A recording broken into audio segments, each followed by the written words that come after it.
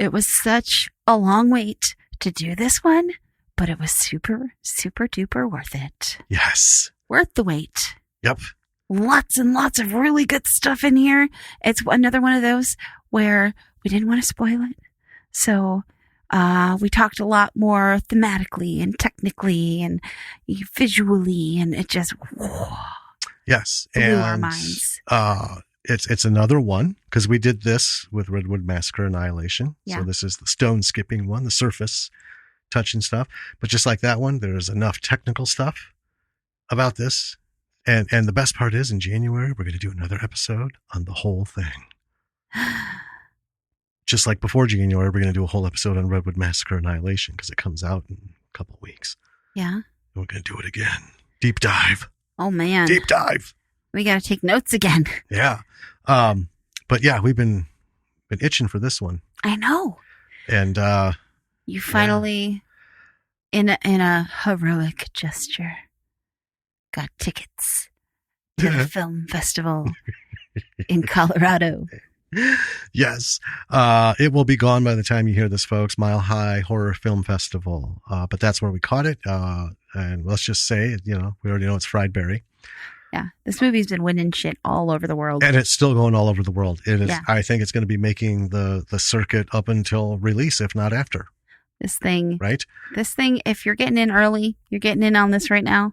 This is like the next cult hit. It is. This is your OG moment, people. Yeah. Right? This is your OG Fried Berry. I saw Fried Berry before everyone knew about it. You can be that person. I saw it before the final cut.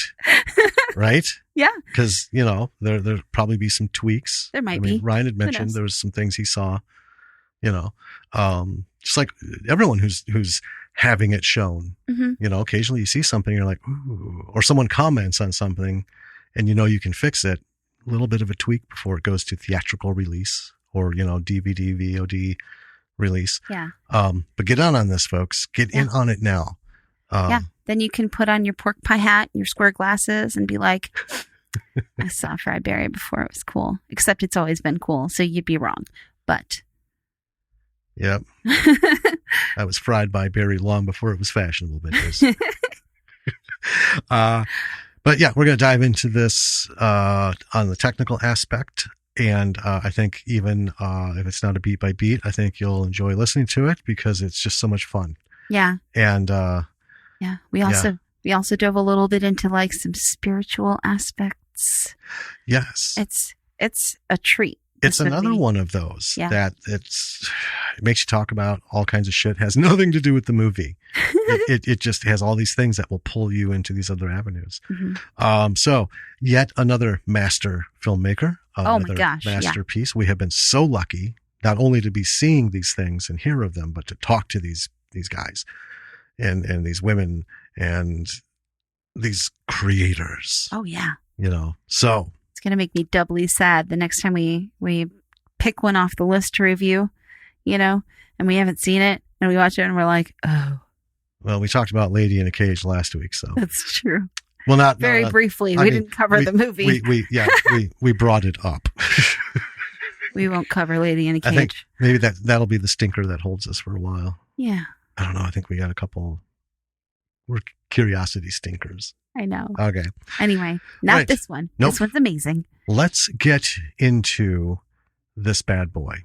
I can't wait. All right. Are you ready? Yes.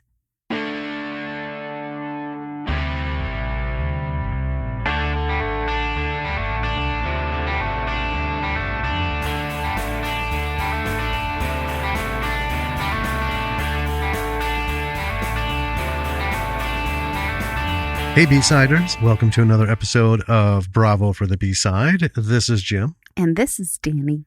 And we are talking about something that we have been wanting to talk about for months. Very long time, yes. Yes. It's a treat. Yeah. It's a treat. A couple months ago, we spoke to the writer-director of this magnificent film. Ryan Kruger. Yeah.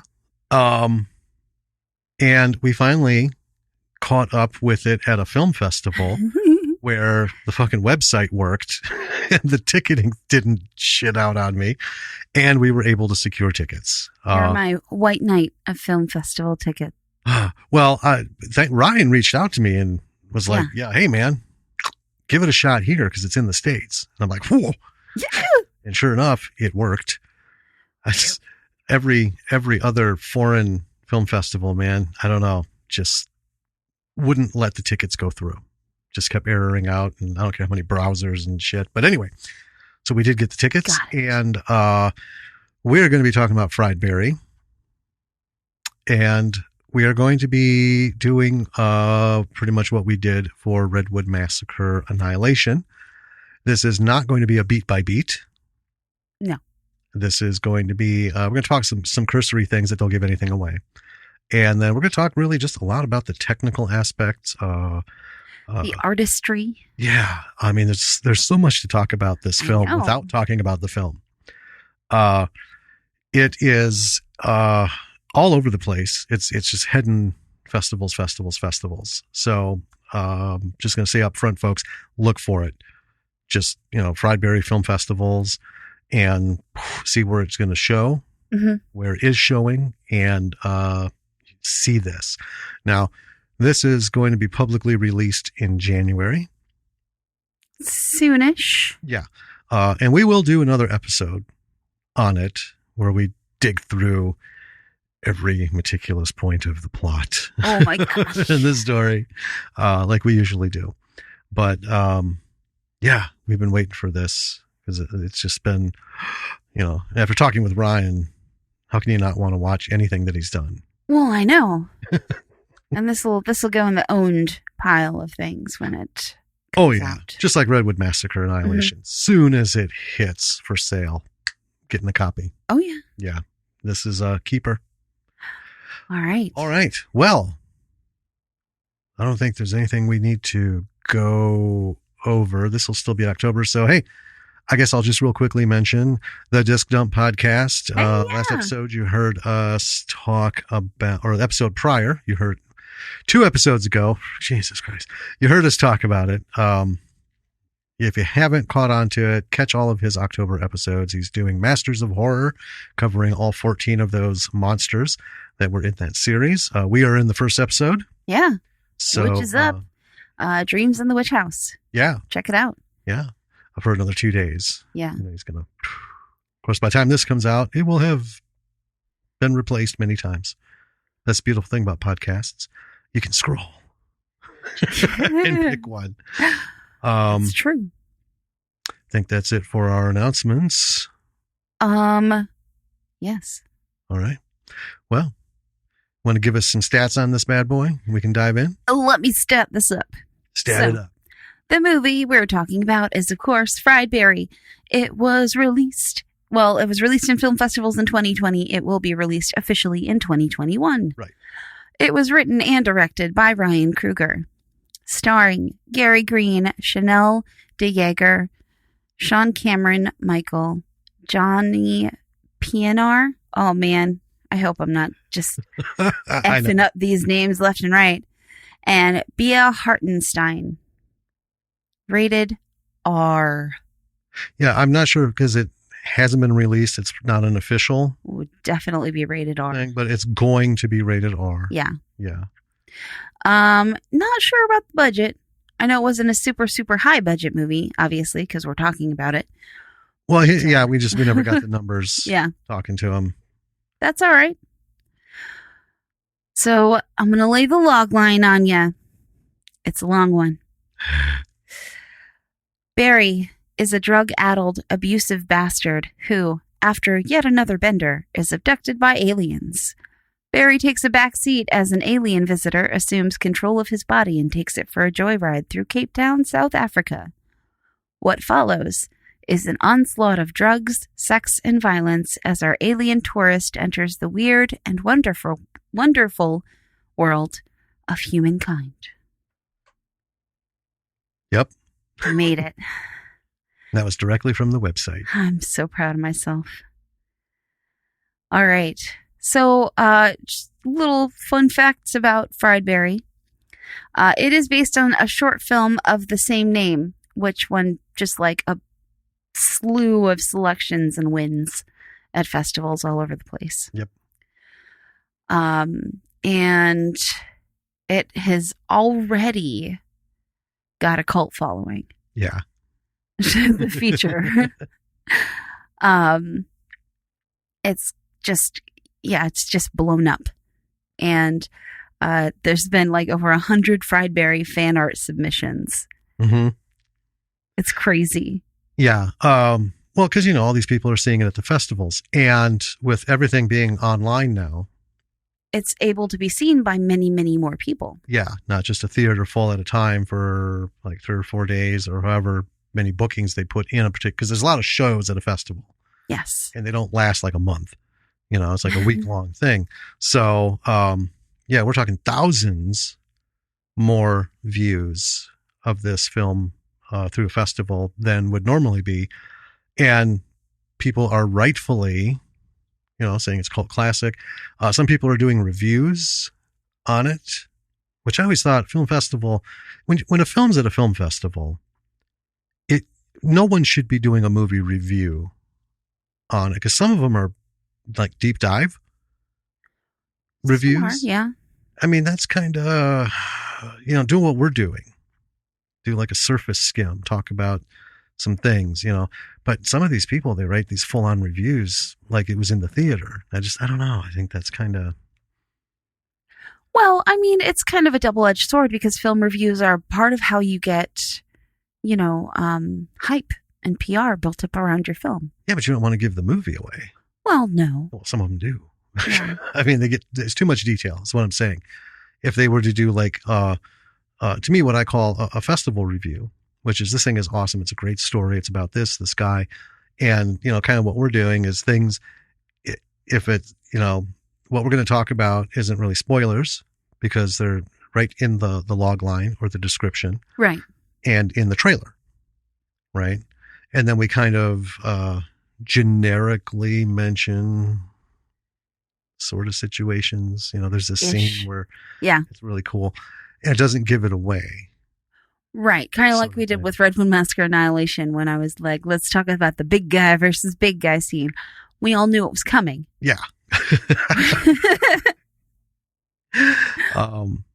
Anyway, so this thing has been sailing and gathering a crowd, and we're very fortunate to be one of those just inside the door people.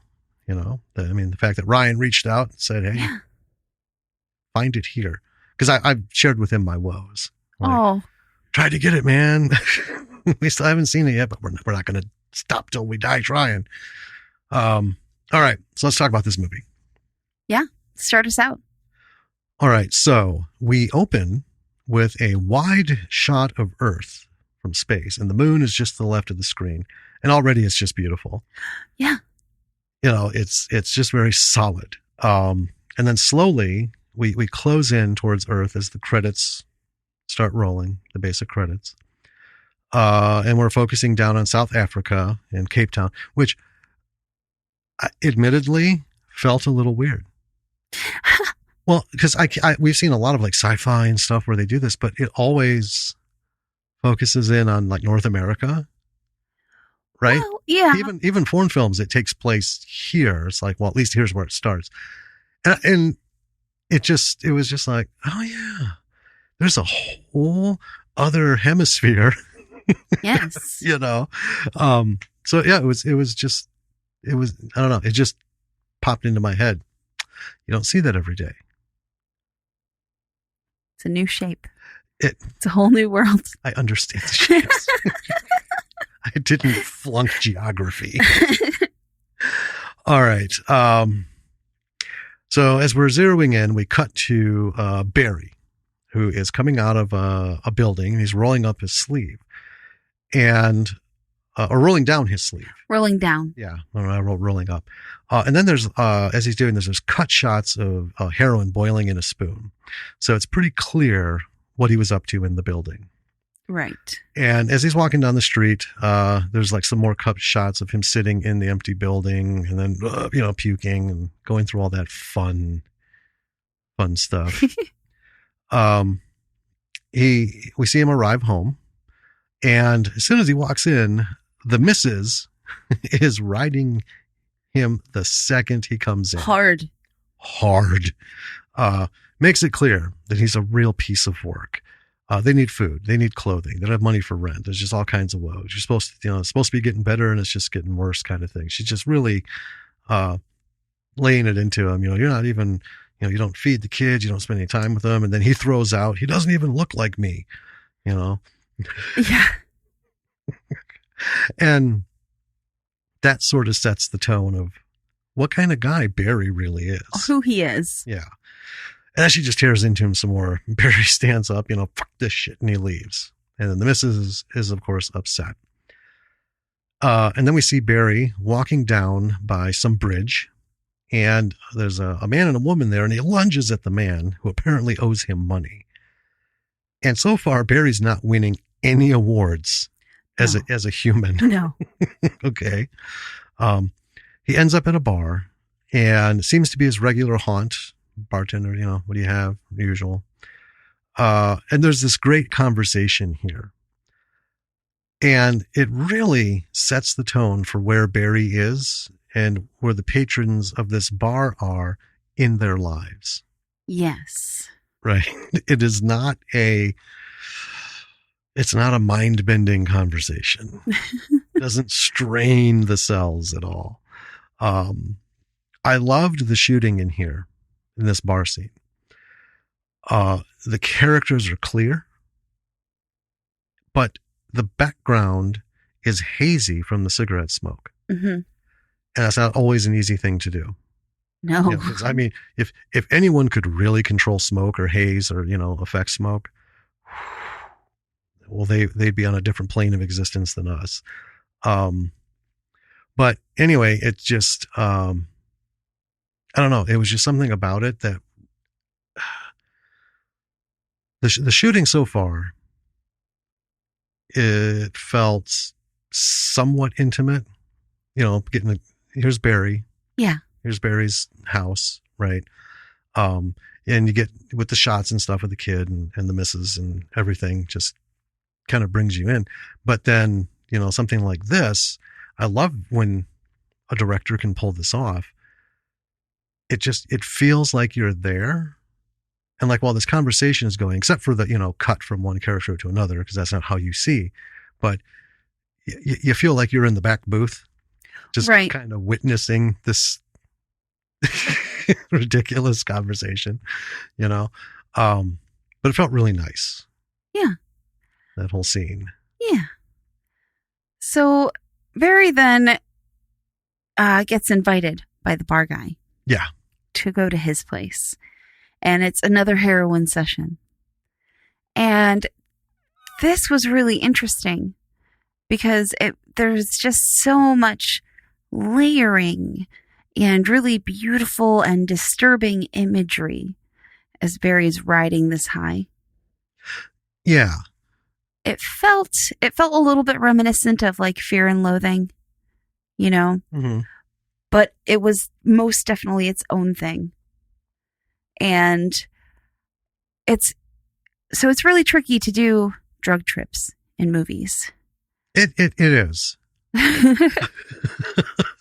A lot of, we've seen so many. Oh, yes. And they go from the comedic, right? If you think of like The Big Lebowski. Right. Right. When he's knocked out and stuff and he's high and he's floating and it's funny. Right. It fits the tone of the film. We've seen some that are, there's no humor there. Well, if you think of like Train Spotting. Yes.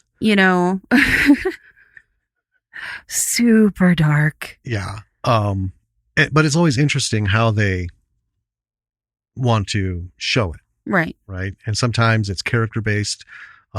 Sometimes it's just like random shit. Like we've seen ones where they looks like a scene from the Office where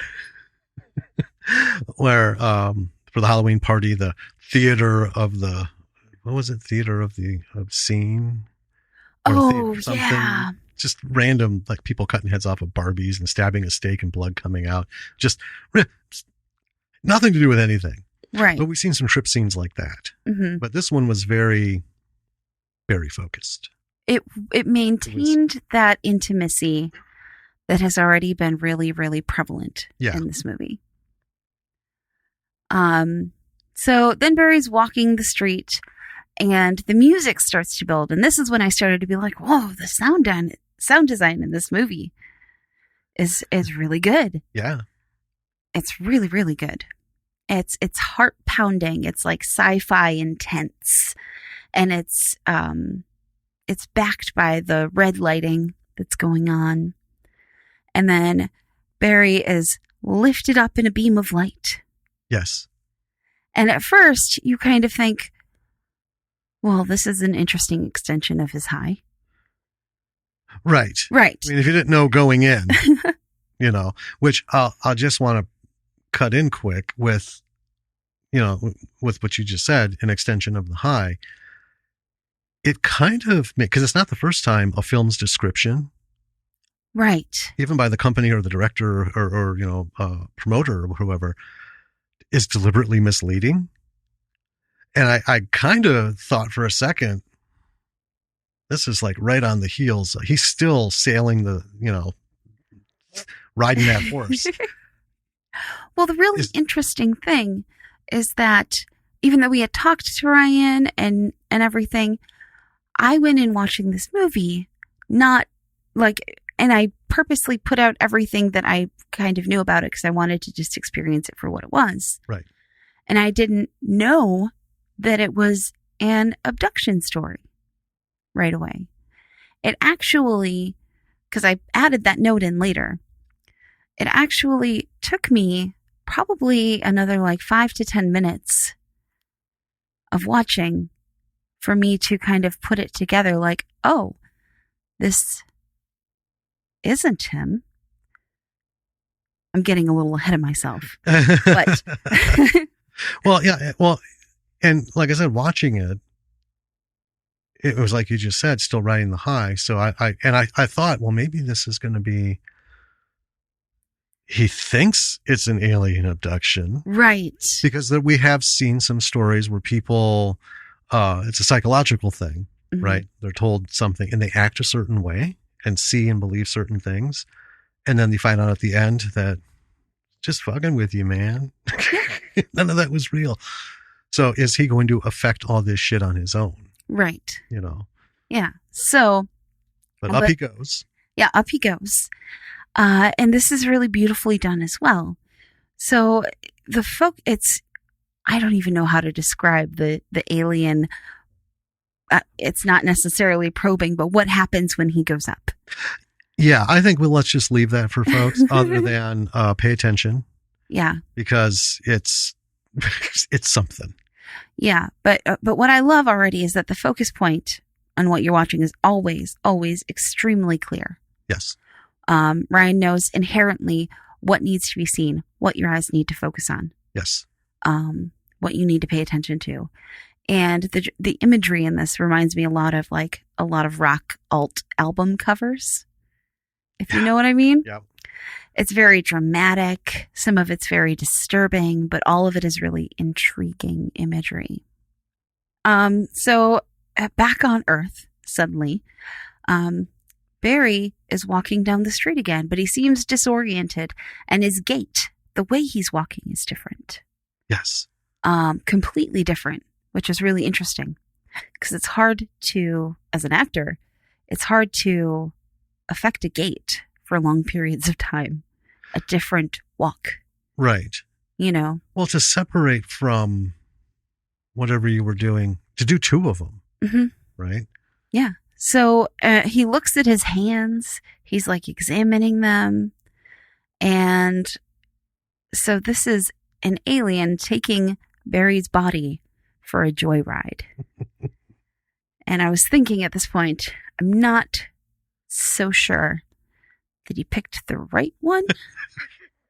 That was kind of my thought. It was I don't know, man. Almost 8 billion creatures on the planet. I don't know what odds you're given in life, but holy shit. This is the one, huh? This is a weird roulette game. So I do want to say, and I know you want to say a little bit. Yeah. Gary Green, the actor playing Barry, he is a real interesting looking guy. He has these facial expressions. Yes. That are so captivating and so fascinating. And it's lucky for the next big portion of the movie, most of the camera work is just on his face. Yeah. In different situations. Yep. And what came to my mind was that he's got a Jim Carrey rubber face.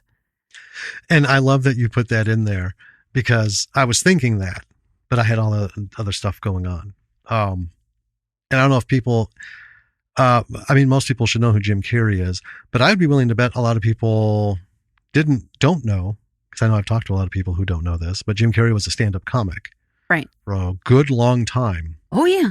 Before he showed up on TV, in Living Color, all these shows.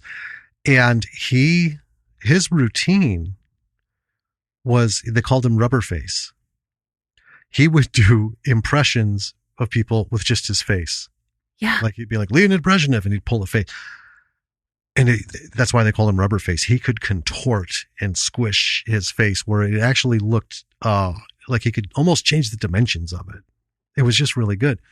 But he wouldn't talk as Brezhnev. No. And he would do other people, Stan Laurel, to do this face. And just amazing. Almost like he was a walking VFX demo long before there was such a thing as digital effects. But yeah, anyway, that's what he did. Very few people have done it since, but Gary Green, man. Wow. Yeah. He can do things with his face. And I loved it because this goes a long way towards showing what you can do with an actor who can work their face like this. Mm-hmm. Now, there are some VFX. A little bit. Right. Yeah. But most of what we're seeing Gary do as Barry is him. Mm-hmm. And there's not a lot of it that goes on that hadn't cracked us up. Because, but yeah, the whole tone of his face. So as Barry, right, shooting up, getting yelled at, going to do his thing and this and that. And just even as he's getting abducted and then the aliens inside him, his whole demeanor, body language and the facial expressions and how he moves in his face, is also different. And you get that. So like the driver of Barry has a license, right? But hasn't had any real time behind the wheel of this kind of vehicle. Right. He got his license on a technicality. Well, that or he got it on a Prius and now he's like sitting in the bed of a monster truck trying to reach through the back window and pilot this thing. It's a way different experience. Yeah. There's a lot more to go on. And, just the way he kind of looks. And his hands, I was yeah. So with that, he's now being piloted and he's on the streets. And it's kind of unnerving. The way it was shot made me feel a little unnerved. Even though there's not a lot going on, he's just observing. Yeah. And I love this bit. And it you just get this apprehension, like you're not sure what's going to happen, what's going to come of it. I mean, these facial expressions don't match any kind of thing like, oh, something's going to happen.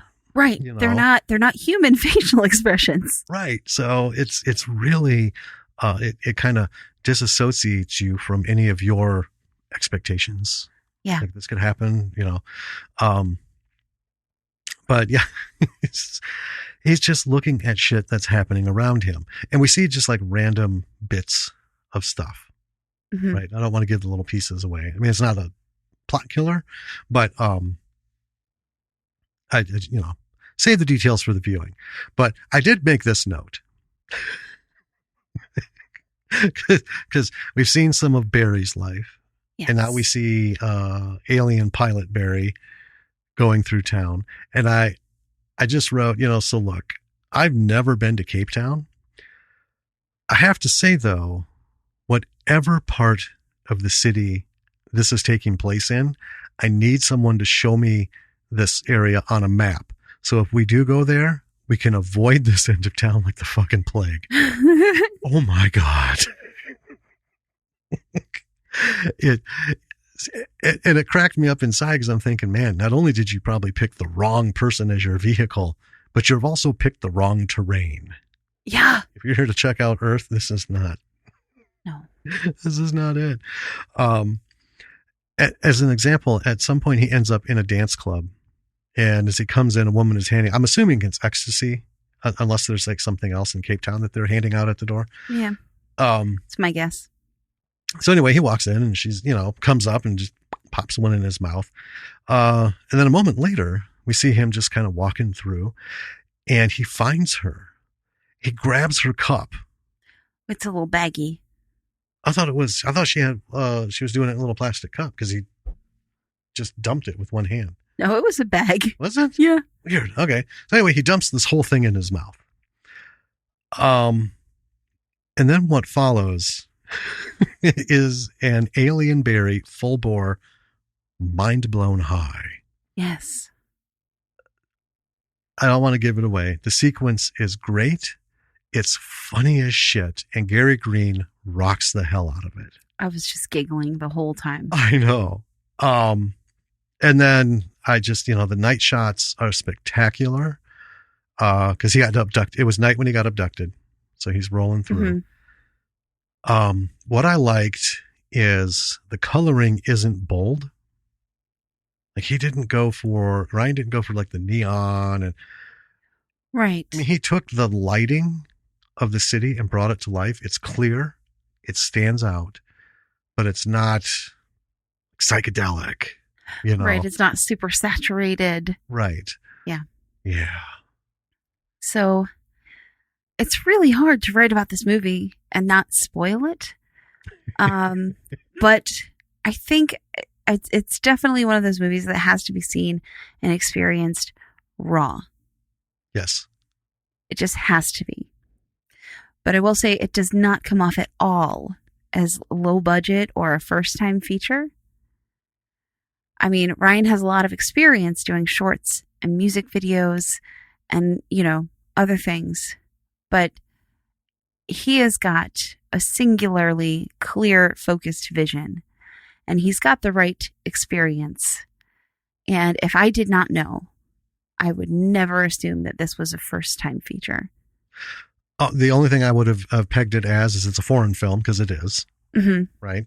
And that's not, when people say foreign film, sometimes they denote it with like indie. Right. And there's a lot of things that have been pegged indie films, but when you look at the film itself, it's like there were 14 government and private production companies building this. Right. I'm not going to call that indie. I'm going to call that a film. Well, yeah. And it might be a B movie, which is fine, but nothing low budget. And I hate the word low budget. It just brings, and we do it all the time. What are we going to watch tonight? Here's a low budget, fun ride. And we get it, right? This is like $10,000 and they're going to do what they can. And, you can tell by the special effects and the blood and all of that. But you look at like Attack of the Herbals was low budget. Okay. So the only time that showed up was in the effects. Right. But everything else about that film was wonderful because someone knew how to work with what they had, David. This obviously low budget compared to, I guess an A cinema style, studio style film, But yeah, nothing gives away. No. Or lends you to believe that, oh, if he only had a few more bucks. Oh. Whoa. Yeah, it's there was a clear vision and it was executed, as what comes off to me. The other thing that I had noted that I thought was really intriguing is that in a lot of characters in films are their own catalyst for their issues. Yes. They start the thing that starts the movie. But it comes off in this movie that Barry, and I put in parentheses, fried, which is my shorthand for alien Barry. Right. He's just sort of wandering around the world and letting it happen to him. Yes. He's a participant. Like, he's not a wallflower. He's doing stuff, but for the most part, he's just kind of Mr. Magooing his way into situations. And he has this passive influence on them that makes them strange and unique. Right. And I have a note at somewhere in here, because we haven't mashed our notes together. No. So we're kind of just like batting it back and forth. Yeah. Because we both just love that. We're talking about the aspects of it and the technical stuff, and we just have different things. But there is at one point, one of the things I love about the characters. Now, again, as a reminder, folks, this was not a 118 page script. No. Okay? Ryan did not pound out a script, edit it, draft it, and then, make copies and hand it out to people, right? Most of this was freestyle. Oh, yeah. Improv. He had ideas of how he wanted things to look, and, had some notes here and there. I think he said he had 3 pages of dialogue. Yeah, very specific things. Like, this happens at this point, this happens at this point, this happens at this point. So let's just backtrack this a bit, and I'll get back on track. Yeah. Let's just say Gary Green, Ryan Kruger, all these other people deserve so much adoration and respect for what they brought to this, making it up on the day, going with this, conversing with each other, everyone working to bring this to life. And there isn't 1 second of this film, if you didn't know this, you would never have guessed. Yeah, there isn't really anything in here that feels like it's wasted time. No. Or superfluous. Right. Well, and this goes back to what I started saying before I sidetracked myself. One of the things I love about this is all these peripheral characters, and even a couple that show up again and again at different points, right? We don't know anything about their fucking backstory. Not a fucking thing.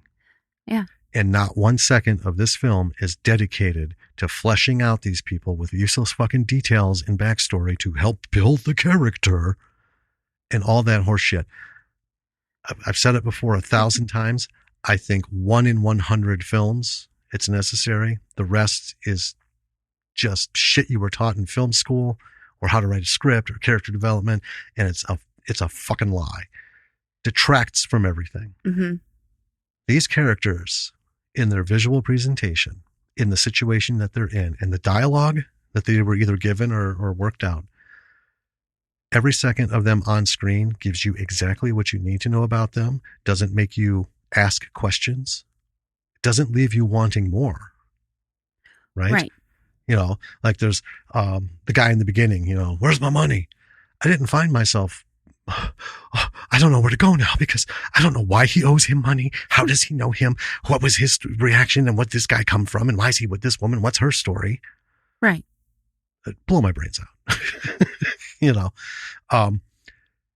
And there's a lot of people, a lot of faces show up in this movie. Yeah. They come in and out.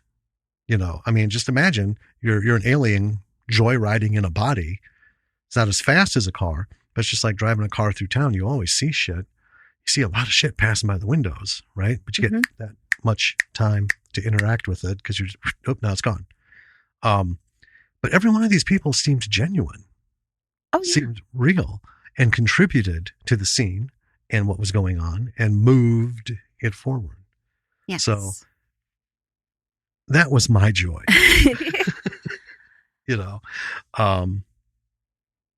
And again, that makes it, we enjoy so much more of the actual movie and the actual story of Fried Berry than getting sidetracked needlessly on somebody's background bullshit that really means nothing in the end. Right. Yeah. Just real quick, one thing I did notice is that as he's wandering through the world, Mr. Magoo style, and stuff is just happening to him, it does seem like he's looking for the good in the world. He doesn't find a whole lot of it. But when there are nice moments, those moments are where he seems to be learning and connecting the most. Right. And it's sort of beautiful. Well, and this is, let's go back and forth on this a little bit. So, okay. One of the things that I note is, and this is, we're going to kind of jump around because I don't care. We can do what we want. And since we're not talking about the film beat by beat, you won't know. No, it's fun. So at one point he does meet up, or he runs into the missus. Yeah. Okay. And the thing about this is their relationship, I wrote, is really understated in the expanse of the story. But it puts in place a heavy undertone that really speaks volumes, right? So in the first run through, because we watched this twice. We watched it just for us. Uh-huh. And then we watched it taking notes. Yeah. When, well, mostly watched it. I did a lot of typing, but I was watching hard. We don't have nearly as many notes as we usually do for a movie. So in the first run through of the movie, I loved watching this unfold piece by piece. Mm-hmm. Okay. It's not ruining. It's a bad relationship. We get that from the beginning. He's an absolute fuck up. And we have a situation where this woman loves the shit out of him for some reason. Yeah. And later on, there's a point I talk about this. There's a lot of movies where an alien comes down, either as somebody, right? Mm-hmm. Or takes over a body, and it's all this, and does that whole human experience thing.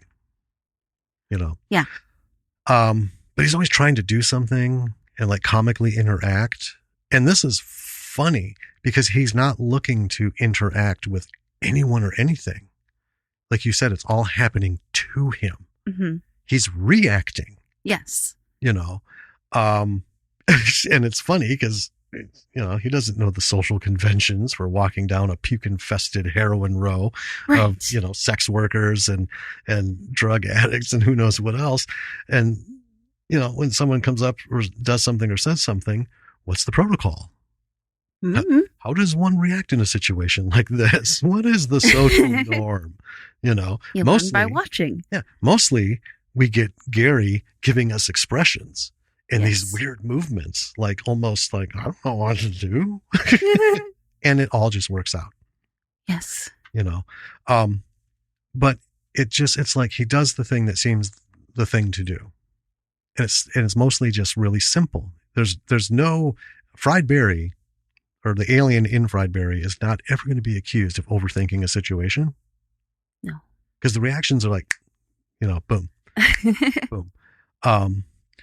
But there's a couple moments in here because of that, as the world happens to him and he reacts to it.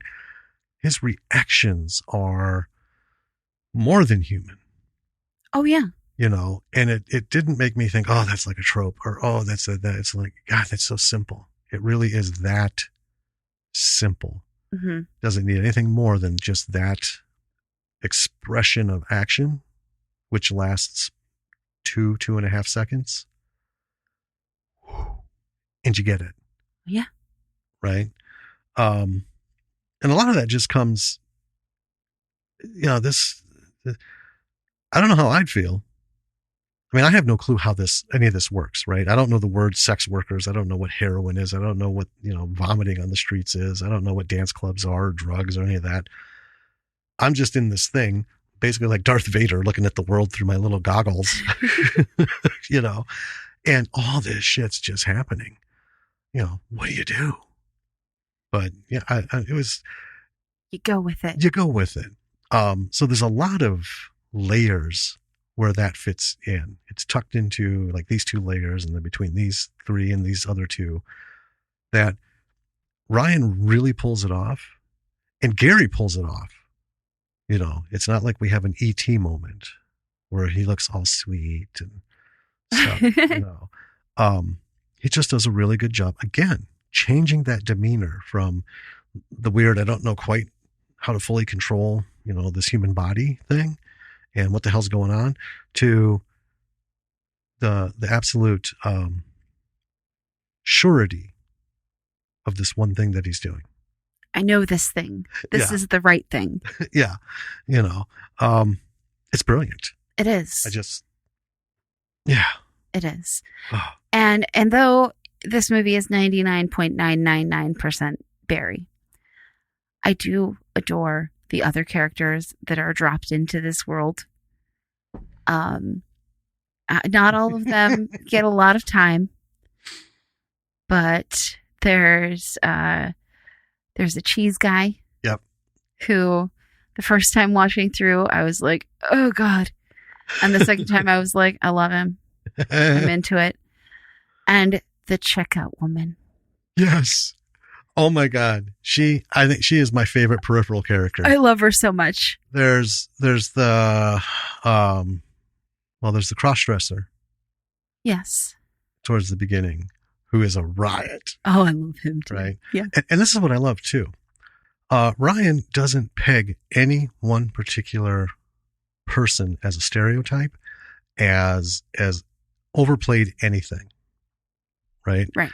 So that's why I say crossdresser, because that's what it really came off as he's, he knows how to do himself up to make some money. Because that's what all these people are doing on this street. Like I said, I don't know what part of Cape Town this is in, but oh my God, it's like Amsterdam. But these characters that he dropped in, like you said, every one of them is their own thing. Yeah. And there's no, like, how many times we even see it on TV now, right? People playing up a gay character to comedic proportions, which is not necessary, right? And we've been watching like reruns, Big Bang Theory and stuff. And I've been very conscious lately of the references and stuff that go on. And I thought it's actually really distasteful and insulting. And you should all be pretty fucking ashamed. I've long since thought that of Big Bang Theory, honestly. Well, it's not like it's a revelation to me, but I'm picking them all out. I find myself focusing on those with each episode, much like most of the characters I was like Penny especially is the most contemptible fucking human being, just a rotten bitch. She's a condescending power control. She's just a bitch to everybody. Sheldon is a fucking tall toddler, And it's not endearing. It's not. It's obnoxious. It's not. It's like every season it just gets worse and worse and worse. But anyway, none of that is done here. Everyone has their own merit.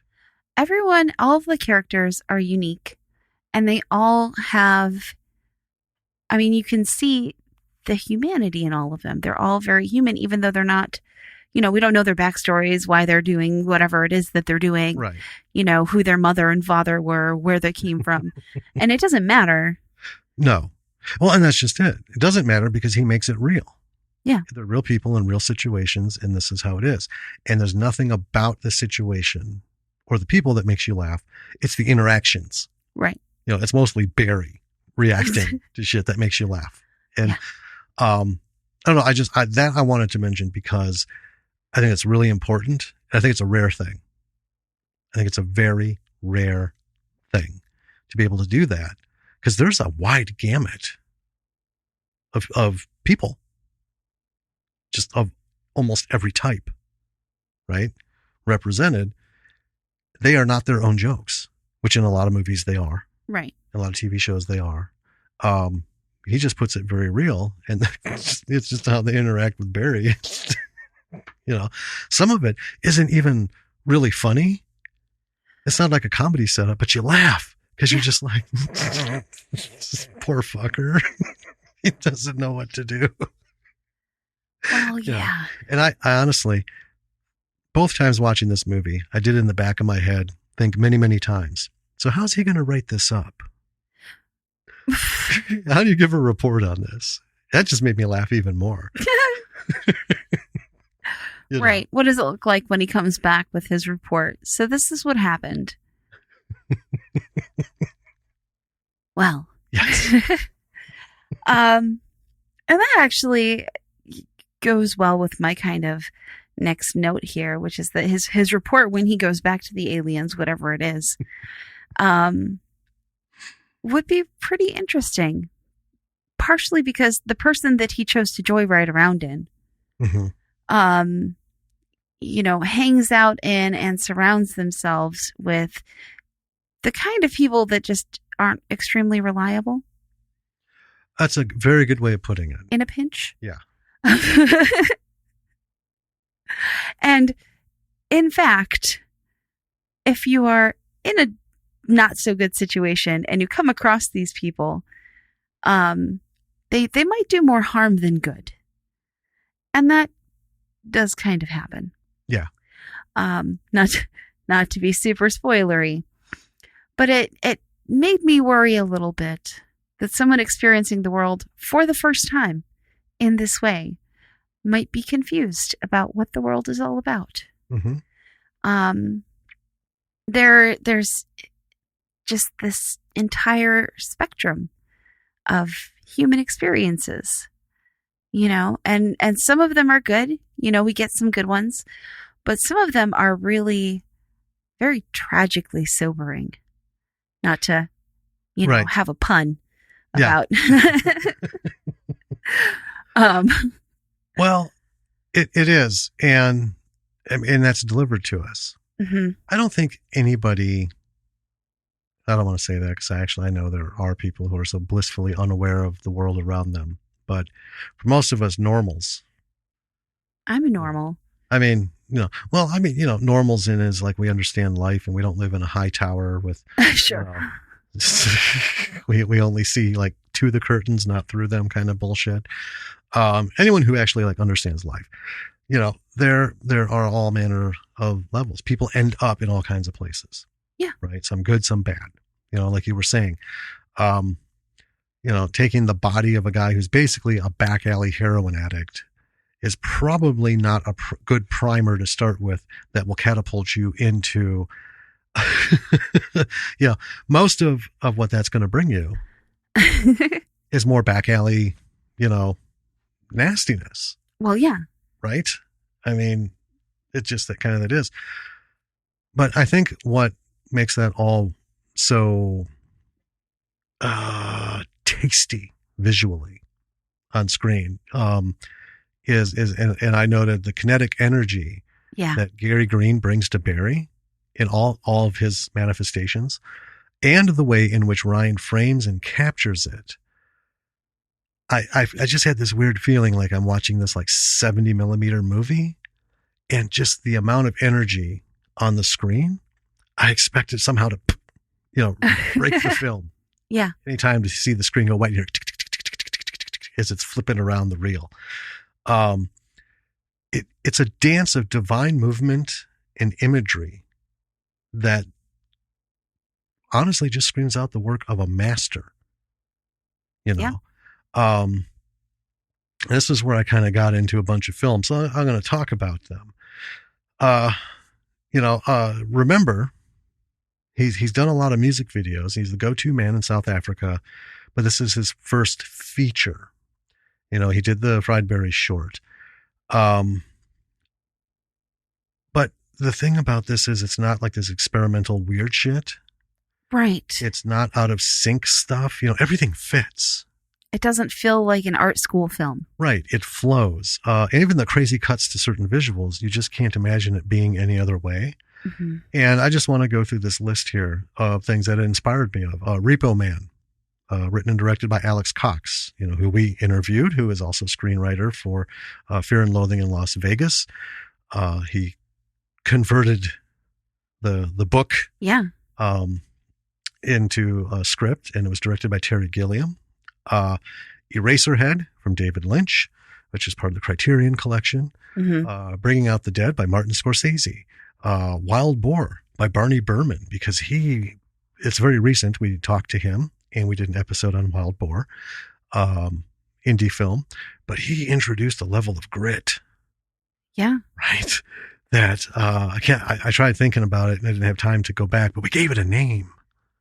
Yeah. It was visceral. It was very real.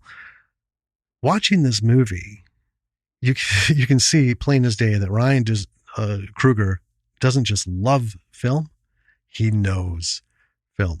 Because all these people I mentioned are it's a very short section of a long list of cinematic masters. Absolutely. And not like you think Alex Cox, we got to remember Repo Man was like a found checkbook kind of thing. Yeah. Hey, let's see how much money we can get out of this before it all goes away. Right. Mm-hmm. And had some brilliant, a young Emilio Estevez in it, and just a lot of brilliant people. Fear and Loathing. I don't know any other way Hunter Thompson could have been portrayed. That was a brilliantly done screenplay from that book. It was, and that's Alex. Yeah, at work. See, there's a master. David Lynch. Say what you say about some of his later stuff.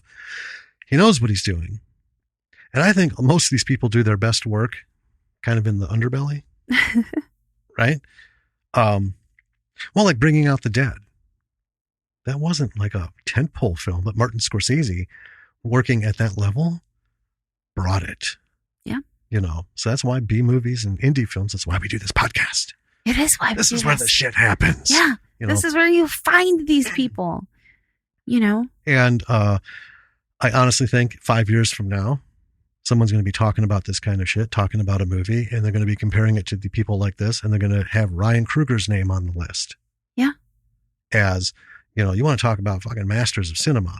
Ryan Kruger, Fried Berry, next film, whatever he's, going to do in these next few years. He's going to be there. Yeah. 'Cause like I said, I've seen his music videos, and people think, oh, it's just a music video. They're beautiful. And there's a lot of shitty music videos out there in the world. There's tens of thousands of shitty music videos out there done by giant production houses, because these bands like Aerosmith didn't cut a check to somebody for $2,500 and say, hey man, do my video, right?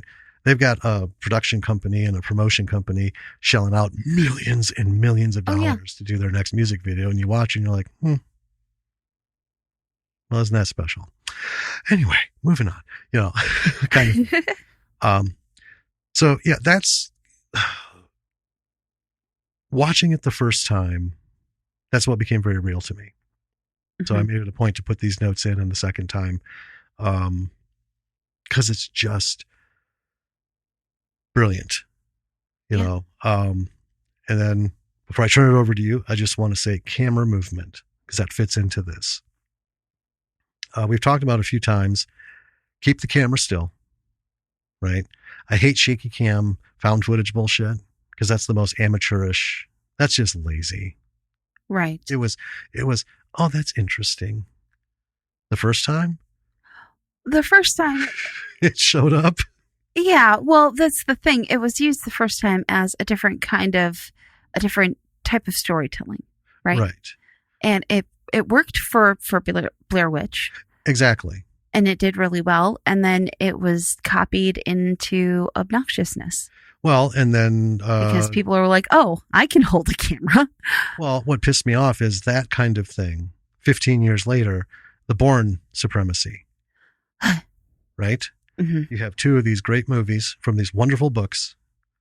And the third movie, this fucking director... And this, why don't studios... Someone needs to reel in the directors. They got to stop in these big productions. You got to stop giving them full control, because they just kind of like lose their fucking minds. Some of them, like this guy. I can't imagine any hardcore director thinking, oh, well, this is the third in a successively growing income for a series. Yeah. Yeah, I'm going to do shaky cam through the whole thing. Dude, where's your budget for booms and rigs? And don't need them. I got Igor.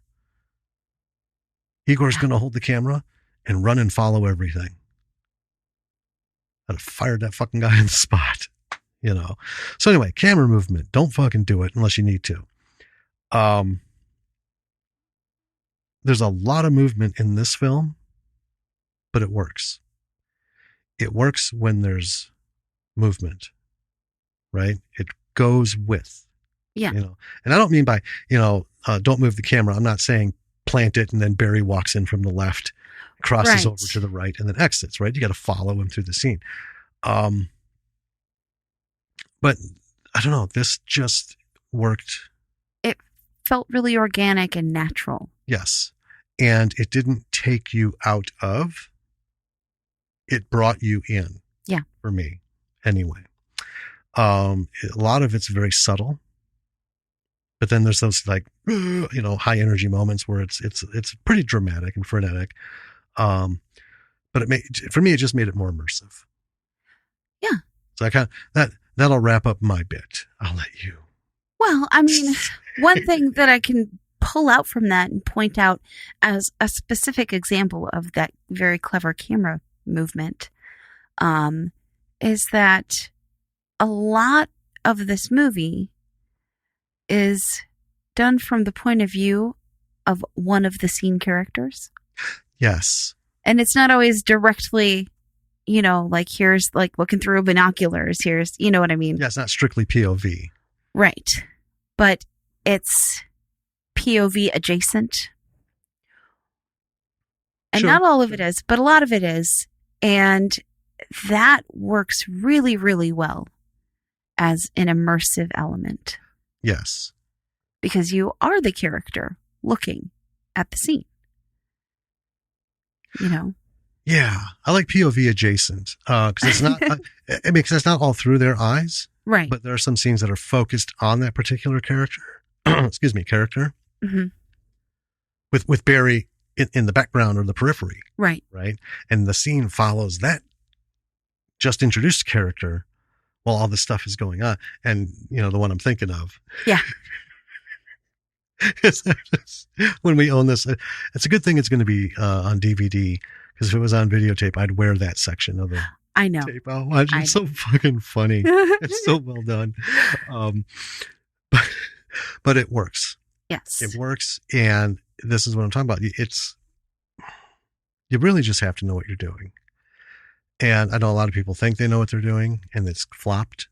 But I guess I will say this, because, we're here to encourage you to experiment, work it out. Mm-hmm. This is why we say, watch these films and see how they did it, so that when you want to do it, it's not just the whole imitation is the most sincere form of flattery, all that bullshit. Imitation is, I learned the lesson. Okay. We all do 1 + 1 = 2 as an imitation of the first person who taught it to us, and so on and so back and so forth. Right. We're not fucking thinking it through. We're not doing anything original. We're not taking it and putting a twist on it. Right. We're just mimicking. 1 + 1 = 2. It's not even the brain doesn't even work mathematics at that point. Right. That's just a mental reflex. So get your mental reflex. See how people do this where it works. Mm-hmm. And if you see something like the Bourne Supremacy and you're like, oh, where's the ultimate? Which one is it? Bourne Identity. And then it's Supremacy. And then Ultimatum. Ultimatum is the one I'm bitching about. I like movies part 1, part 2, part 3. Makes it simple. But anyway, see how it works. See what is like Jesus. And then imitate. Because I tell you what, I don't think Ryan as a creator would ever admonish anybody if they, sit down at a panel and they stand up and like, man, dude, I saw Fried Buried, that one scene. I studied that and I used that to tell my own story. I'm sure as shit, he's just going to go, fucking A, rock on. Mm-hmm. Yeah. I Yeah. So another thing I was thinking, and I'm looking at my notes here, and I'm like, oh, you have so many more left than me. But but I've summed a lot of that stuff up. It's fair. So the sound design and scoring. Yes. I want to circle back around to that in a second because I know you have some things to say about that. But they're wonderful, and they're part of. There's 15 or more distinctive atmospheres in this film. Yes. And it's incredible. It's amazing. It's far different than just having a bunch of different sets, you know, and locations, right, which in a lower budget film is tough on its own. But each and every one of these atmospheres, and that's what I'm going to call them because they're not necessarily sets or scenes. Right.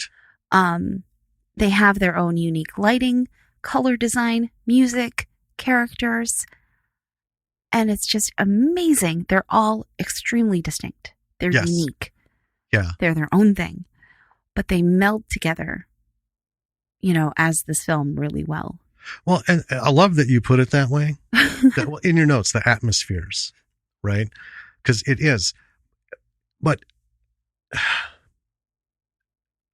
let's just back up a little bit real quick. Just to be fair, we know that you got low budget to no budget films. You can do what you can do. We've talked about using the forest, right? We've talked about using, the basement. We've talked about all the different things you can do depending on the money you have and the talents you have. If you're a carpenter, build some stuff, man. There's free lumber everywhere. But if you're not, you just go with what you can. But none of it feels alien. Right. Like it doesn't belong. Imagine, like this big puffball, and then surrounding it are these smaller puffballs. These are those different atmospheres.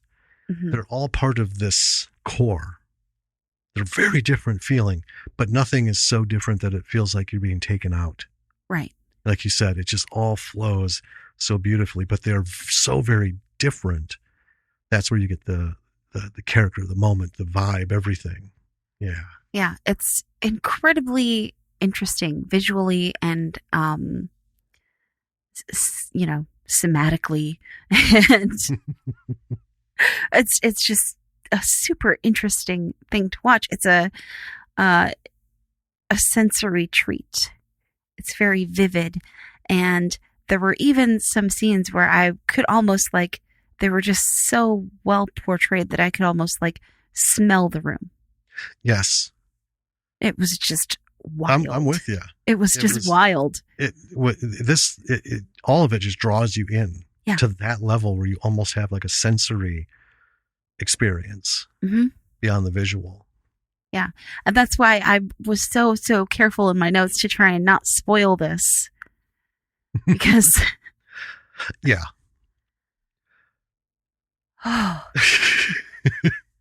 Well, so let's talk about sound a little bit. Yes. Talk about music and sound. Yeah. So, listeners, our devoted listeners know that I have very strong feelings about music used in film. What? Because it can destroy it. And not just music, but the composition.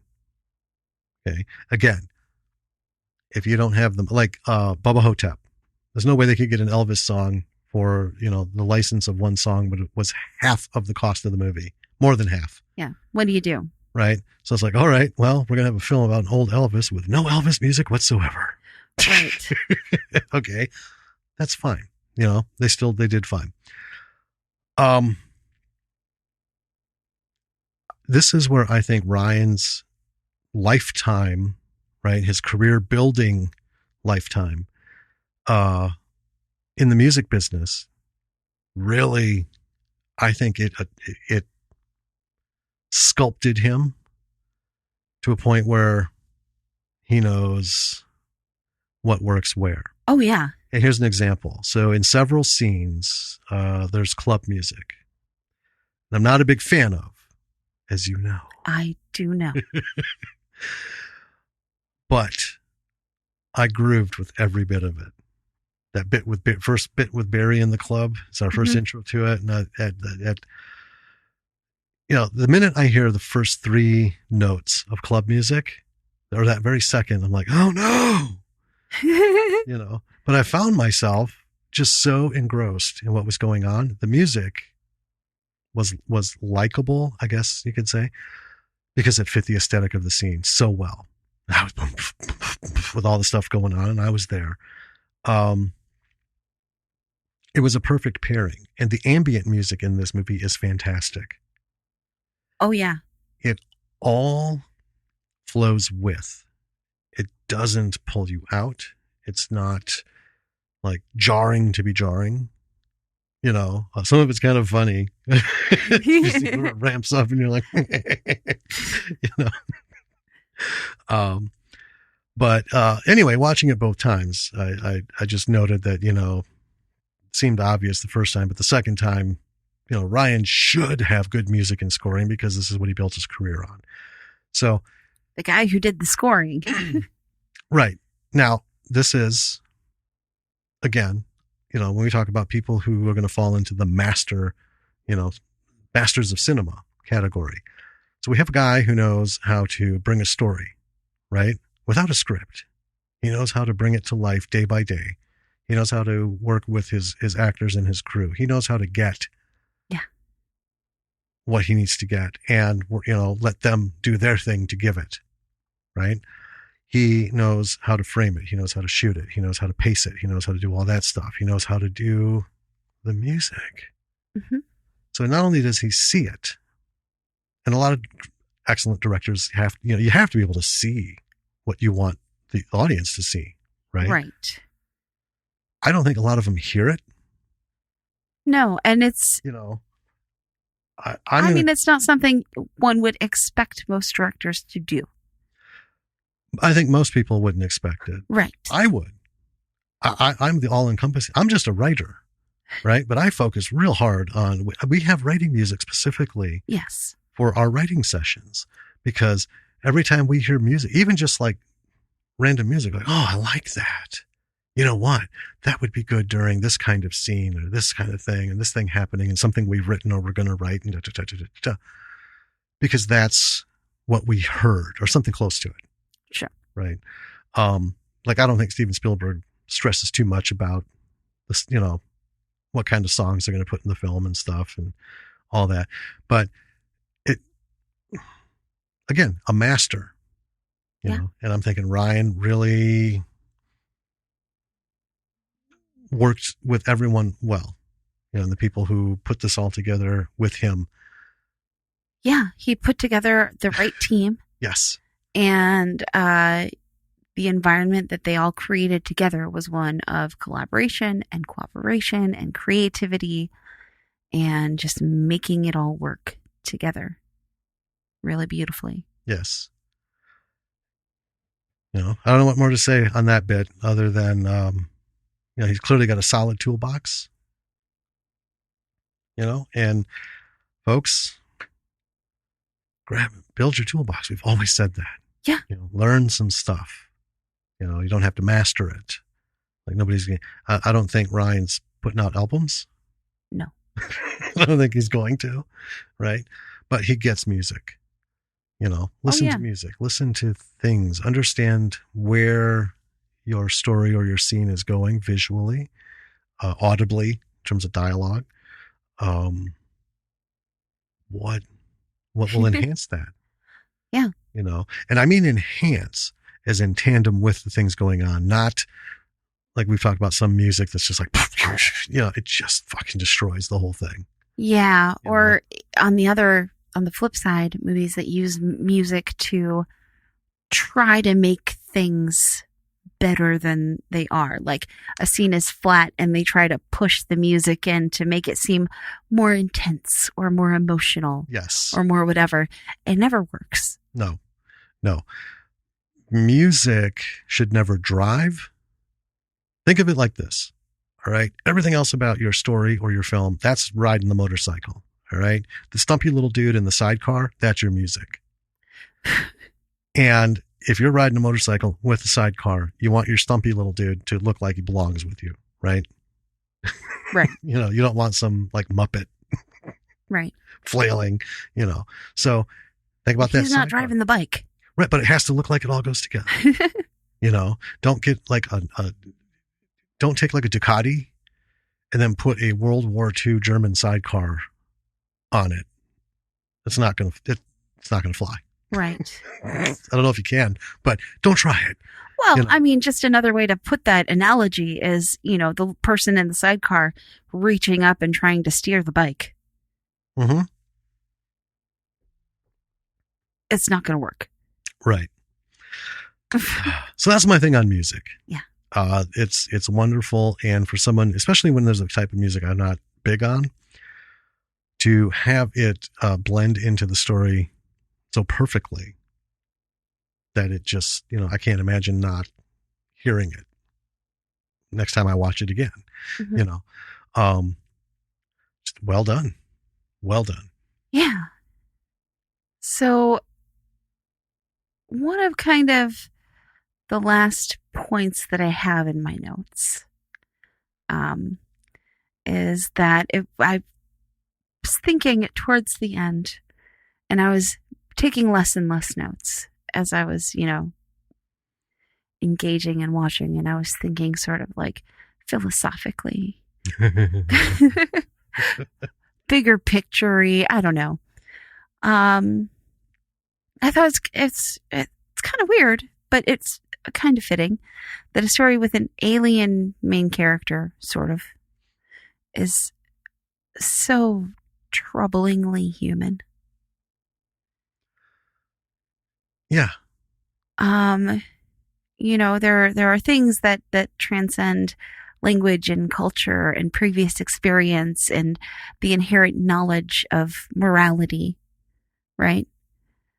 And there is a point, and this I don't think this is spoilery, but there's a point in the film where Friedberry is confused and afraid, and he's lost, and he's been through a whole bunch of shit. Yeah. And he is looking for a safe harbor. Yes.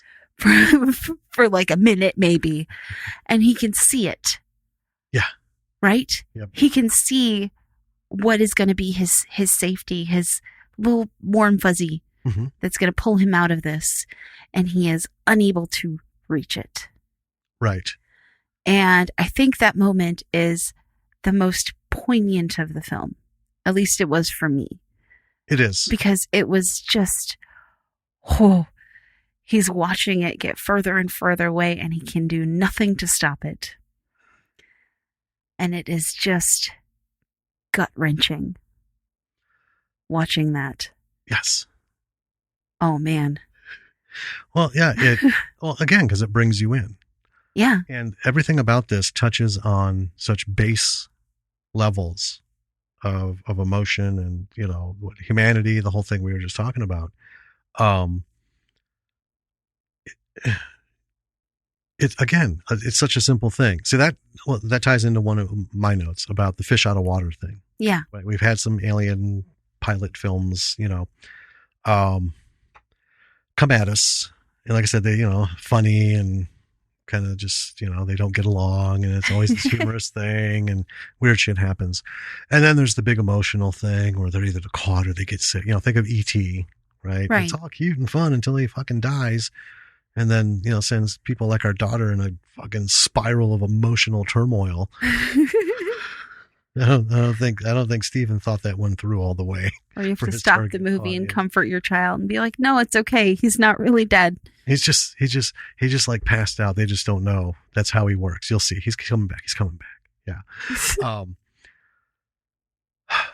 And that's just the thing. It's these giant hills and valleys. You know, it's like a roller coaster. In a lot of stories with this fish out of water alien thing, we have to go to these super highs of comedic, you know, and then these super lows of retrospective and, you know, feel sorry for him. And then super highs of him overcoming something and super lows of him understanding something. And, you know, and then highs. No.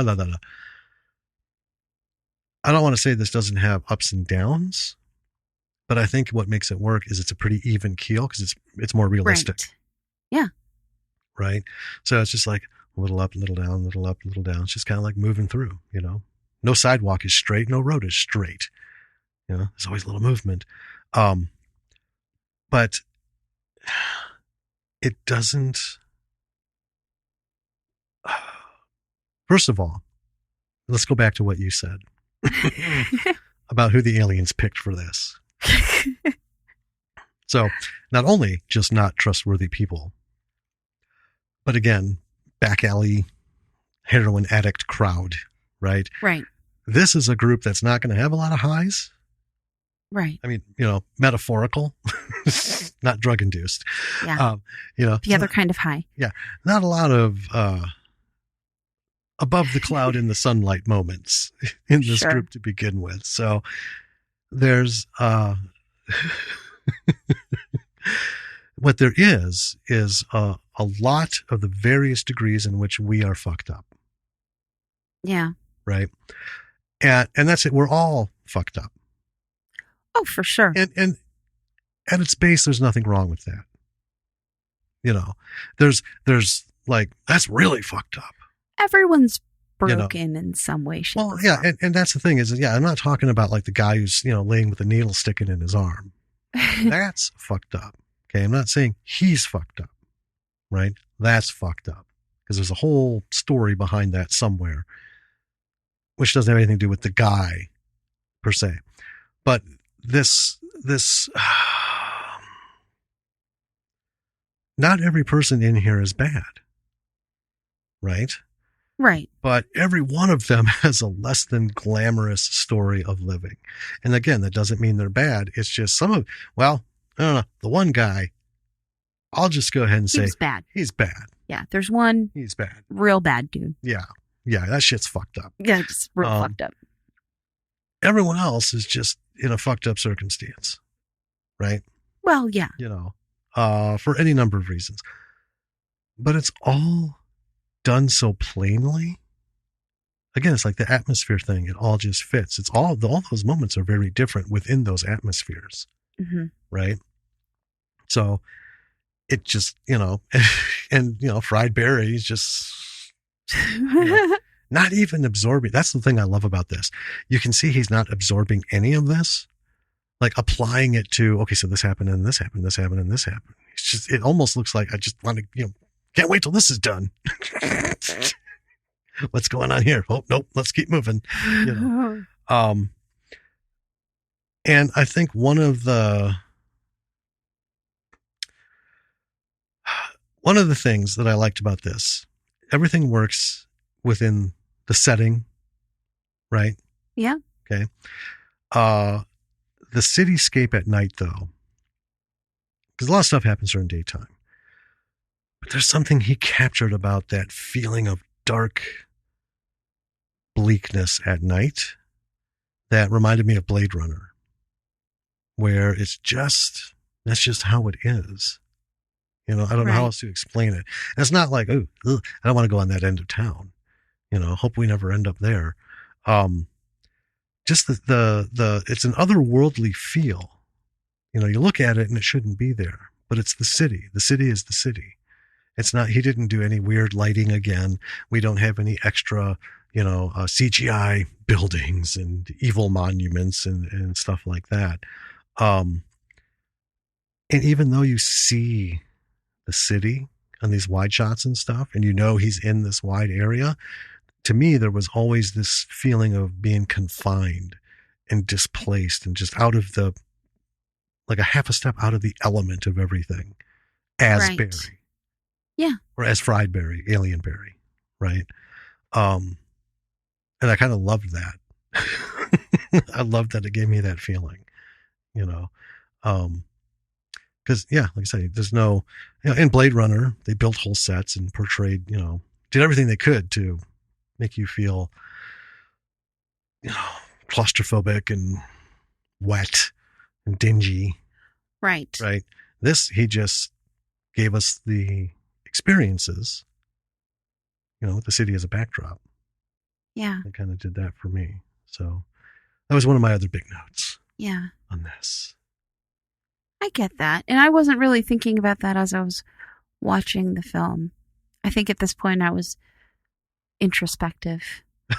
But I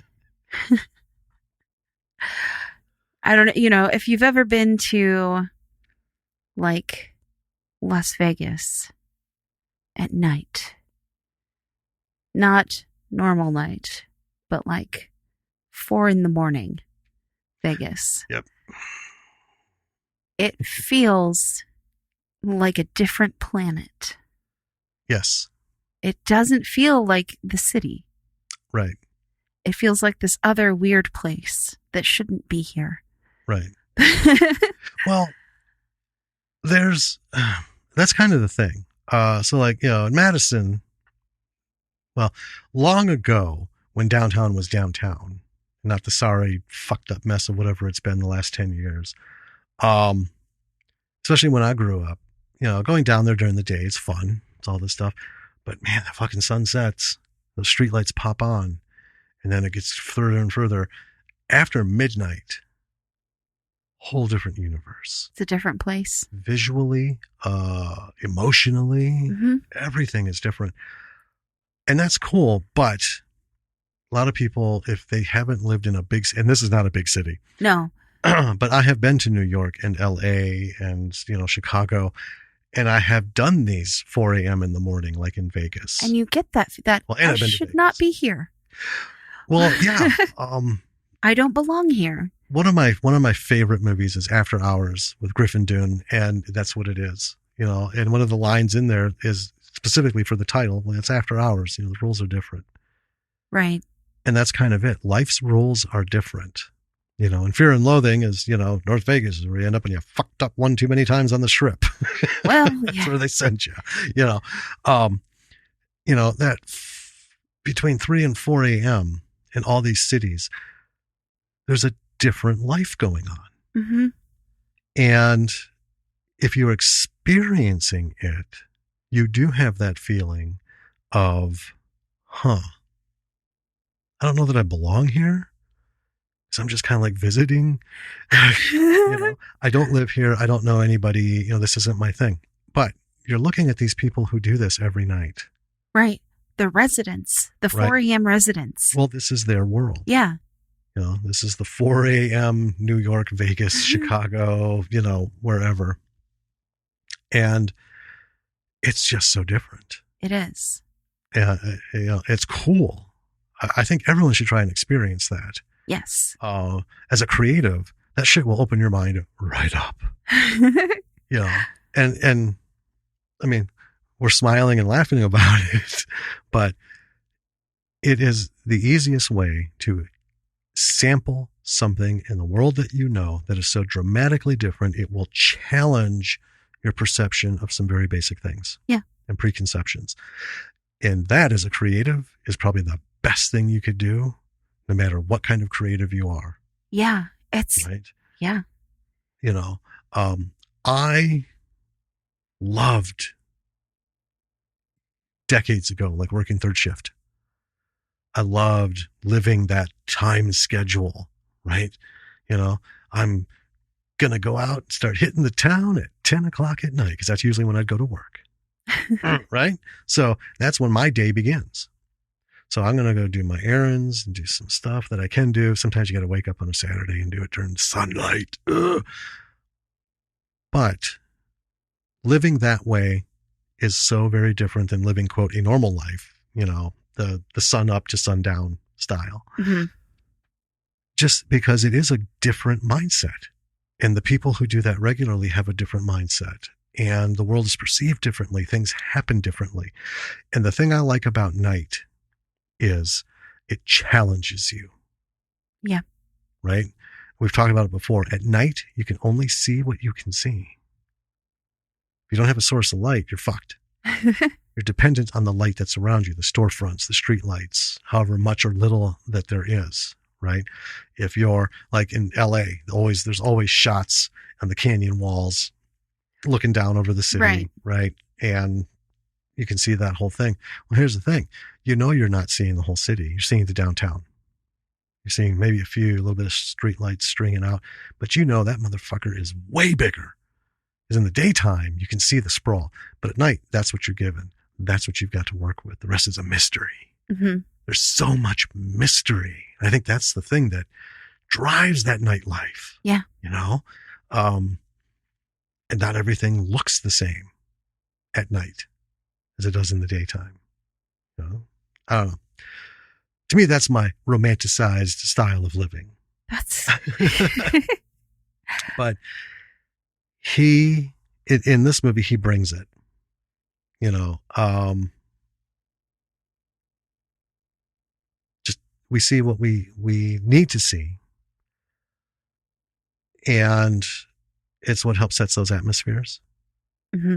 You know, and sometimes if you're like a consummate thinker like me, you do kind of wonder sometimes, like, oh, you know, even just like as an aside, what does this fucking look like in the daylight? You know, just for my own reasons. Yeah. Anyway. Well, I mean, just real quick, we have a courtyard. Yes. In our apartment complex, mm-hmm. and it day and night, it's a completely different place. Yes. You know, it's just, it was well done. I think that a good film, a good story will make you feel emotions. It will challenge and surprise you. Yes. And it does that by using themes mm-hmm.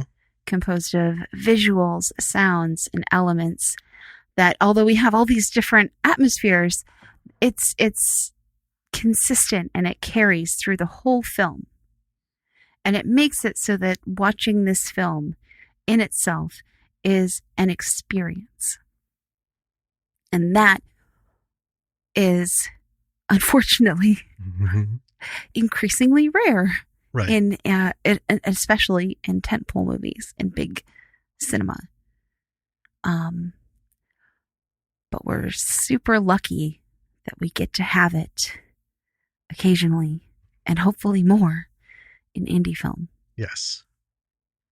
So that's my wholesome end of notes. Film summary? Yeah. Okay. There's one thing I wanted to mention is there is a scene in here that's a nod to One Flew Over the Cuckoo's Nest. Yes. And it cracked me up. That particular one cracked me up, even though it wasn't built to be a big comedy moment.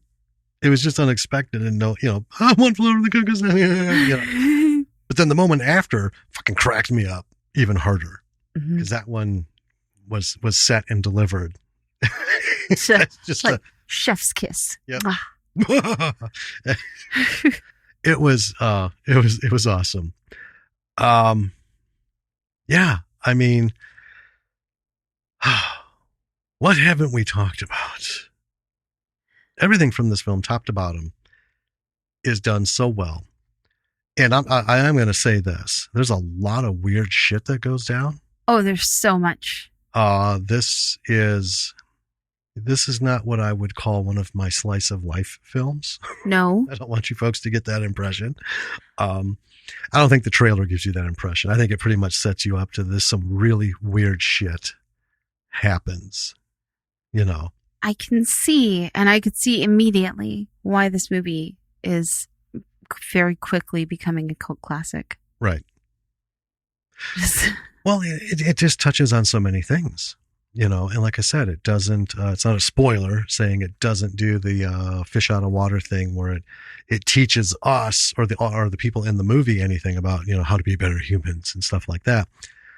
It stays true to this alien, just experiences some of the worst fucking, you know, levels of humanity. I don't mean just like all terrible people, just, you know, there are people who live in these shit apartments and one of them's a massive drug addict and, you know, they got a kid. There's a whole situation going on. It's just fucking terrible. Nothing about that is good. Right? Doesn't mean anyone's bad, although Barry's bad. I mean, he is a bit of a dick. Yeah, he is. He's a complete dick. Ryan's gone to great pains to show us what a contemptible fucker this guy is. Yeah. Right. So you don't really feel bad that he got abducted, and things and so forth. But, but what you do look at is how, Alien Barry interacts in those situations. And again, it's not teaching people to be better. It's a simple thing that doesn't even measure on morality or humanity. It just seems like such a base. How could it be any other way, no matter where you're from or what you are, right? Sure. Alien or otherwise. That, well, yeah. And the massive impact that can have in a very small sphere. Yeah. Right. And that happens a couple times. He impacts a lot of people. Yeah. It's just fucking hilarious. I can't wait till we can talk about it. I know. Word for word. So let's talk about what we can take away from this, or what creatives can take away from this. Storytelling. Yeah. So let's go with this. I'm not going to say just scribble some notes and go make a movie. I don't think that's a lesson. No. But here's the thing. Ryan knew this story. Yeah. Okay. He knew where it had to go. And what's really cool is, folks, again, if you're hearing this and you haven't listened to our talk with Ryan Kruger, go back and listen to it. Ryan was very upfront that this movie saved his life. Mm-hmm. He was fighting depression and helped bring him out. Well, and that's what he, called his producer up and said, "Hey, you want to do this movie? Yeah, I'm in. Let's do it." He's like, "All right, next week." Mm-hmm. He's like, "Why?" "Well, because if we don't start next week, then it's never going to fucking get done. And I don't know what's going to happen." And, that's a pretty serious thing. Yeah. But he knew where this was going. Right. And when you're in control of something, it's up to you. I personally, I'm not a director. Neither one of us are. No. We don't want to do this shit. We did our little short film for the pandemic thing, which we still have to do ADR do some things with. Yeah. God, it's fucking ever. But because it was fun. Right. But I'm not going to swamp short film festivals with this fucking thing and try to make a name for myself. And I don't want anybody to call me up and say, "Hey, Jim, want to direct this?" Well, because I'm not a fucking director. I know it. And when you see what I've done, you'll know it. Well, if I'm honest, my about 50% of the reason that I talked you into doing a short film during the pandemic was so that I could get that costume. Yeah, we talked about that's in the episode. It's documented. I know. I don't know which one that came up in, but yes. No lie. No. I just really wanted it. I know you did. And I got it. And I held you to it. I know. Hey, it'll be all right. Know your story. I guess that's it. Know your story. Not, I wrote this and I can remember and I've got my sheet and my script.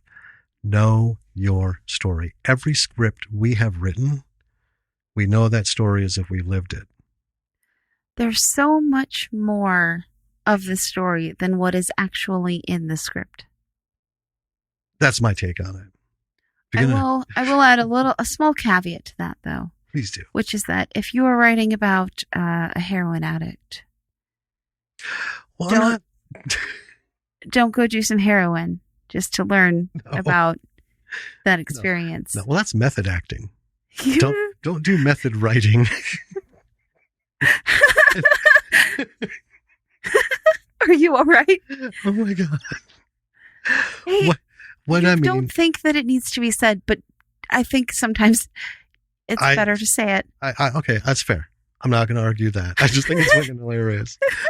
So folks, when I say live it, in your head, sit back, run it through your head, have that waking dream of the story that you're writing, of the characters, and here's Eric Schumacher working on a character. He'll go out into public and do his daily chores and stuff as that character. Yeah. To live as that character, to see, affect how, not just accent, but reactions. Right.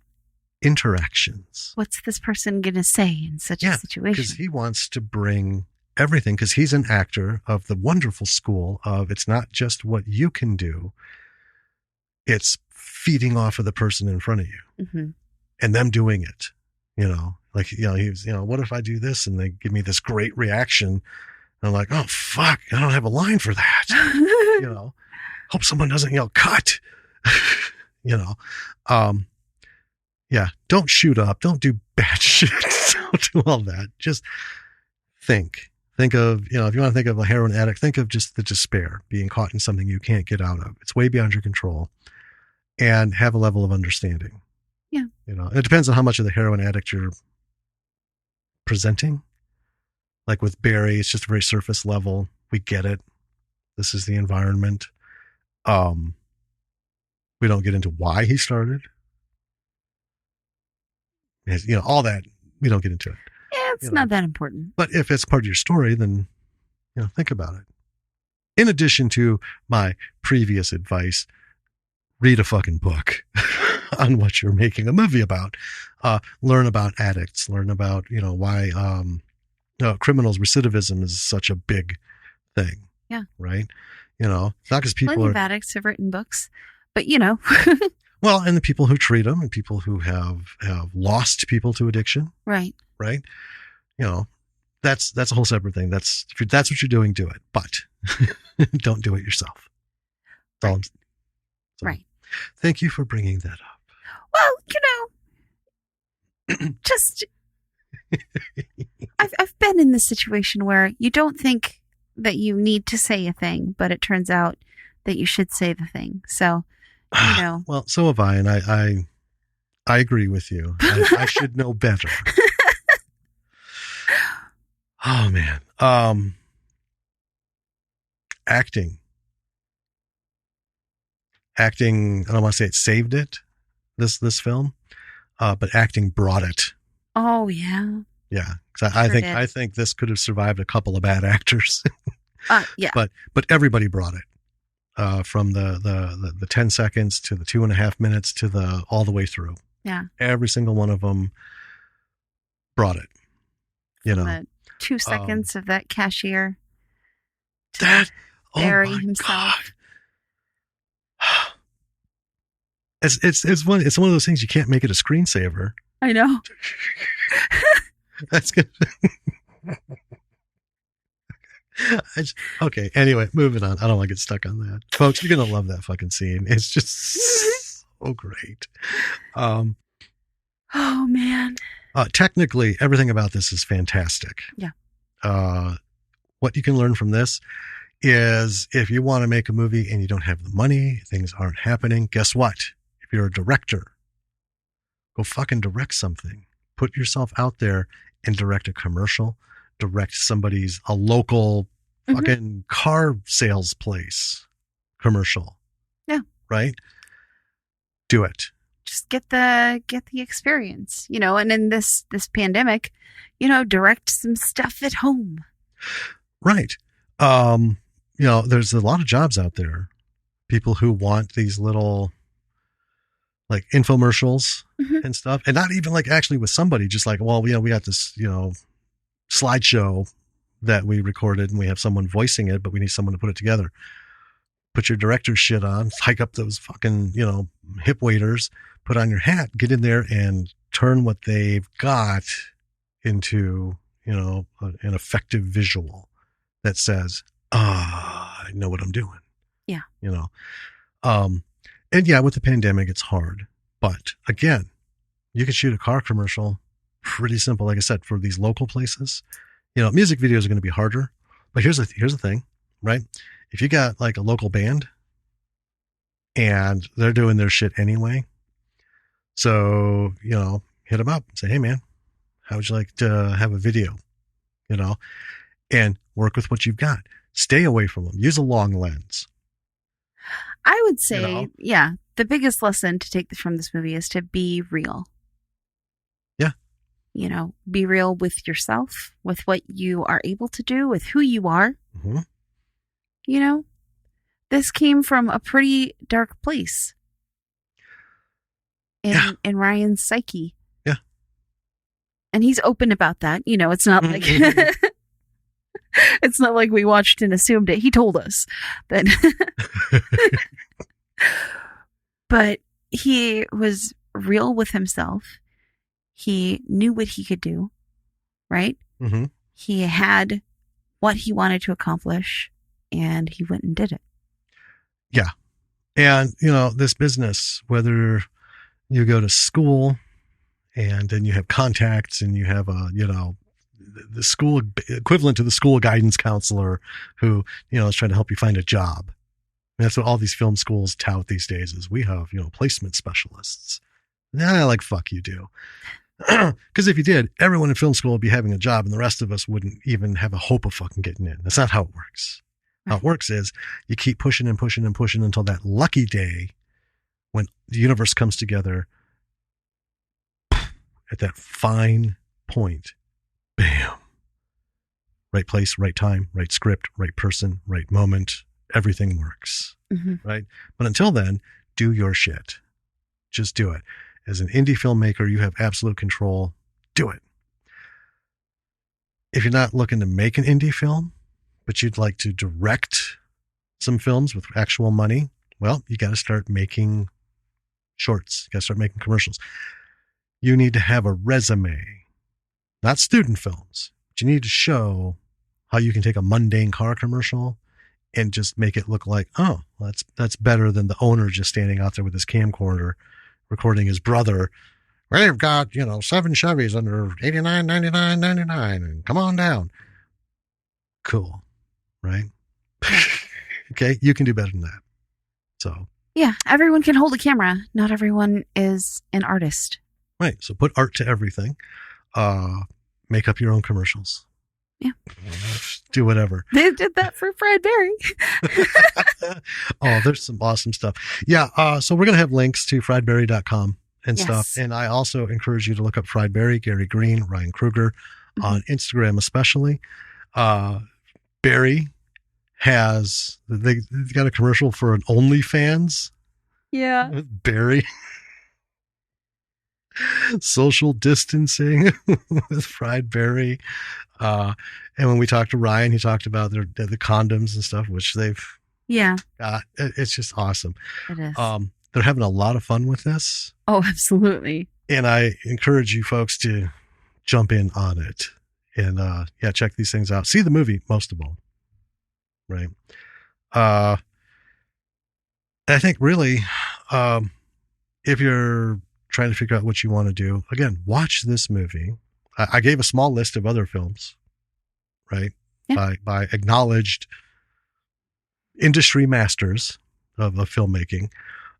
Check out their stuff and just see what they gave you, right? Visually, the story, the pacing.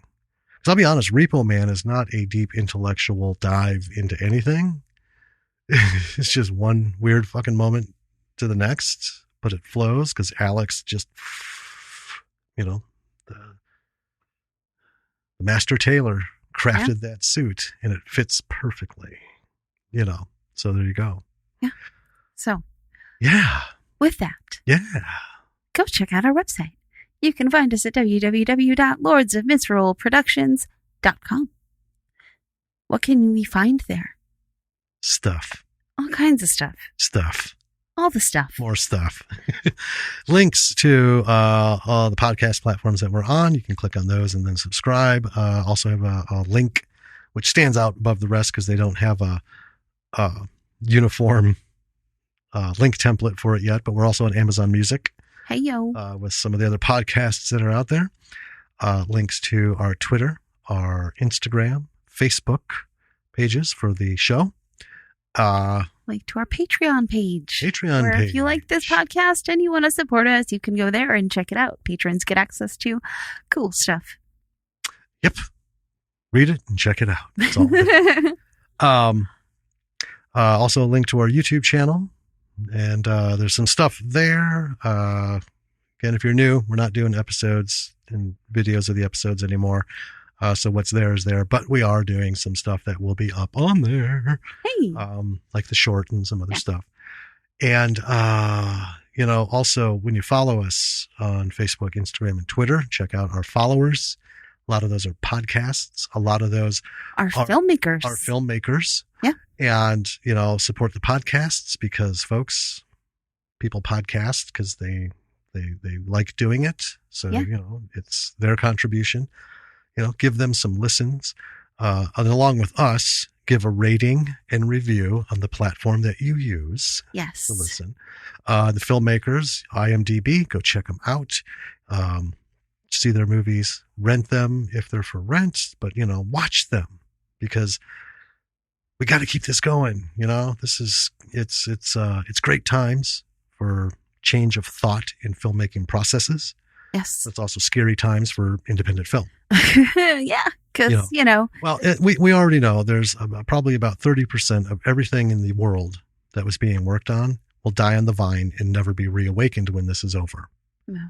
That's the tragedy of it. Maybe more. I'm trying to be optimistic. But I think 30% is actually a fairly good estimate of it just won't ever happen for 1,000 reasons. So the ones that do, let's keep it at 30, maybe even make it less percent. Support your independent filmmakers. Watch the B movies, even though they're studios. These are people, these are actors and directors and crew who put their shit into this and, give them some love. Yeah. Nobody goes into this because they're ambivalent about what they do. Right. I guess I'll act. Well, we were just talking about our interview with Tucky. Right. Right. Because I heard that Billy Crudup episode of Mark Maron's podcast where, movies that he made that, one was destroyed. The other ones are buried and will never see the light of day. And her fear of having all these people come work for her and then cutting them out. Yeah. Never. They don't ever get to see. They're not in the film anymore because of the editing or something, But, let's just keep doing what we're doing. And as a creative, just keep working. Because one day you will be one of those people who, we talk about like that. We've talked to a few people who have reached that point. And before that, they were just someone who wanted to do stuff. Now they're doing stuff. Yeah. Now they're the ones that you look at and you go, well, I could stick to it. It might take 5, 6, 7, 8, 10 years. Yeah. But be someone who does stuff, not someone who talks about doing stuff. Yep. Do it. Share it. And the best way to do that, again, is help support other people because you know what? Then they're going to come support you. Yeah. We're a community, folks. Let's keep it that way. All right. So we have Fried Berry. We've given you what we can. You want to know more? Go support the film festivals. Yeah. And buy yourself a ticket. Go find it, watch it, revel in it. And if it's a 48-hour rental, call in sick and watch that bitch again and again and again and again for 48 hours. I want to watch it again and again and again. I want to own it right now. All right. With that, be safe. Wear a mask. Wear a mask. Got to say it twice, maybe 3 times. Yeah. Wear a mask. There you go. So you got it. Be safe. Wear a mask. Watch some movies. Write your shit. Roll a camera, whatever it is. Film something. Yeah.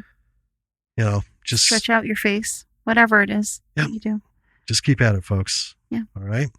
So we will talk to you next week. Until then, B-Siders. I'm Danny. I'm Jim. Bye. Bye.